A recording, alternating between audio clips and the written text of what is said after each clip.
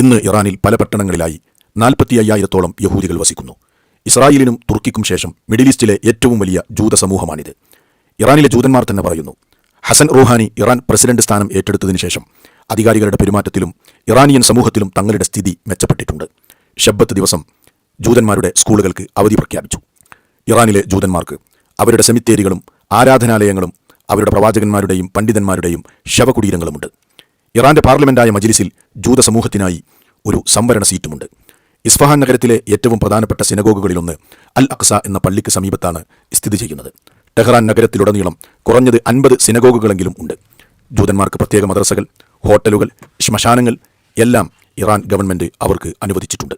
ശ്രദ്ധേയമായ ഒരു കാര്യം, ടെഹ്റാനിൽ സുന്നികൾക്ക് ഒരു പള്ളി പോലുമില്ല എന്നതാണ്. هل صحيح أنه لم يكن هناك في طهران مسجد للسنة كي تصلي فيه عندما ذهبت؟ لم يكن ولا يزال إلى الآن حسب معلوماتي. لا يوجد مسجد لأهل السنة. كنا نصلي في الملحقية السعودية، عبارة عن كراج سيارات يفرغ يوم الجمعة وتفرش فيه سجادات الصلاة ونصلي، وليس هناك صوت في خارج المبنى وإنما داخلي. ടെഹ്റാനിൽ സുന്നികൾക്ക് പള്ളികളില്ല, ഞങ്ങൾ നമസ്കരിക്കുന്നത് മുസല്ലകൾ വിരിച്ചുമൊക്കെയാണ് എന്നാണ് മുകളിൽ നിങ്ങൾ കണ്ട ആ ക്ലിപ്പിലുള്ളത്. നോക്കൂ അഹ്ലുസുന്നയോട് ഇവരുടെ വെറുപ്പും ജൂതന്മാരോടുള്ള അടുപ്പവും. നോക്കൂ സഹോദരങ്ങളെ, പ്രവാചകന്റെ പ്രവചനത്തിന്റെ ഒരു കൃത്യത.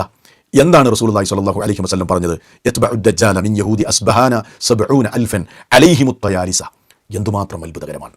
അതെ, അസ്ബഹാൻ പട്ടണത്തിലെ 70,000 ജൂതന്മാർ ദജ്ജാലിനെ അനുഗമിക്കും.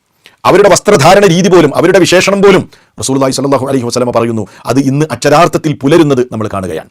അലൈഹിമുത് തയാലിസ, ആ ജൂതന്മാർ ഒരു പ്രത്യേക രീതിയിലുള്ള മേൽക്കുപ്പായം, ഒരു ഷാൾ അവർ ധരിച്ചിട്ടുണ്ടാകും എന്ന് നബി സല്ലല്ലാഹു അലൈഹി വസല്ലം പറയാൻ. ഇന്ന് നമ്മൾ പരിശോധിച്ചാൽ ഇറാനിയൻ ജൂതന്മാരെ മാത്രമാണ്, അതായത് ഇറാനിലുള്ള ജൂതന്മാരെ മാത്രമാണ് തയാലീസ് ജൂതന്മാർ എന്ന് വിളിക്കുന്നത്.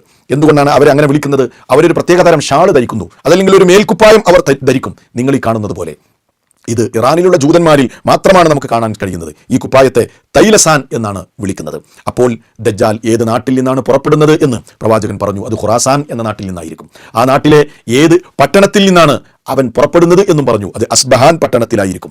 അസ്ബഹാൻ പട്ടണത്തിൽ നിന്ന് അവൻ പുറപ്പെടുമ്പോൾ അവനെ അനുഗമിക്കുന്ന യഹൂദികളുടെ വസ്ത്രധാരണ രീതി പോലും പ്രവാചകൻ സല്ലല്ലാഹു അലൈഹി വസല്ലം നമുക്ക് പഠിപ്പിച്ചു തന്നു. മാത്രമല്ല, ആ ഒരു പ്രവചനം പുലരാൻ ഇന്ന് എത്രമാത്രം ഇറാൻ അതിനോട് സഹകരിക്കുന്നു എന്നും അവർക്ക് സൗകര്യങ്ങൾ ചെയ്തു കൊടുക്കുന്നു എന്നും നമ്മളിവിടെ കാണുകയാണ്.